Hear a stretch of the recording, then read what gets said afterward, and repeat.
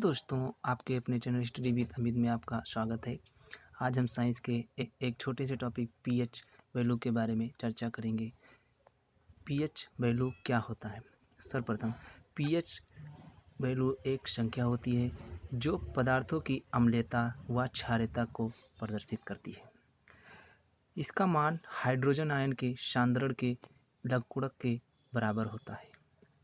PH का मान 0 से लेकर 14 के बीच होती है। जिन विलयन के पीएच मान 0 से 7 तक होता है वह विलयन अम्लीय कहलाते हैं तथा जिस विलयन का पीएच मान 0 से लेकर 14 के बीच में होता है वो क्षारीय कहलाते हैं। और जिन विलयन का पीएच मान 7 होता है वो उदासीन कहलाते हैं।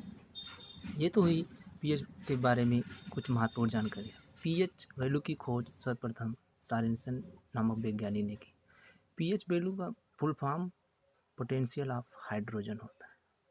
चलिए दोस्तों, अब हम कुछ महत्वपूर्ण प्रश्न जो परीक्षा में अक्सर पूछे जाते हैं उनके बारे में चर्चा करते हैं। पहला है जल का पीएच 7 होता है जो कि किस कैटेगरी का है? न्यूट्रल या उदासीन। दूसरा, दूध का पीएच मान 6.4 होता है। दूध कैसा हुआ? अम्लीय। सिरके का पीएच मान 3। तो सिरका कैसा पदार्थ हुआ? ये हुआ अम्लीय। मानव रक्त का पीएच मान 7.4, इसलिए मानव रक्त को हम क्षारीय कैटेगरी में रखते हैं। नींबू के रस का पीएच मान 2.4। नींबू एक अम्लीय गुण प्रदर्शित करता है। नमक का पीएच मान 7, जिसको हम NaCl भी कहते हैं, ये उदासीन होता है। शराब का पीएच मान 2.8, ये भी क्या है? अम्लीय। मानव मूत्र का पीएच मान 4.8 से लेकर 8.4 के बीच में होता है। समुद्री जल का पीएच मान 8.5, जो कि क्षारीयता का गुण प्रदर्शित करता है।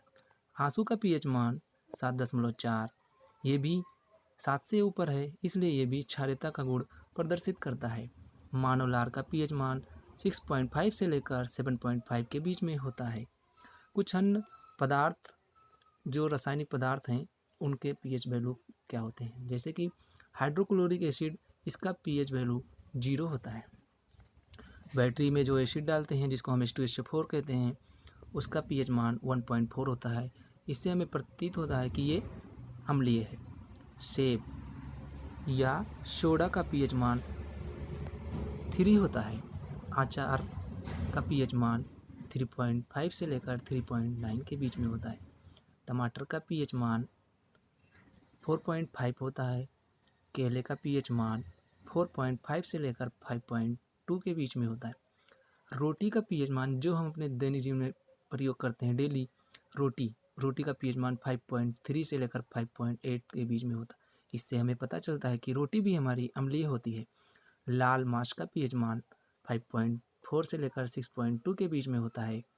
तथा लास्ट है मक्खन का पीएच मान 6.1 से लेकर 6.4 के बीच में होता है। ये भी कैसा है? अम्लीय का गुण प्रदर्शित।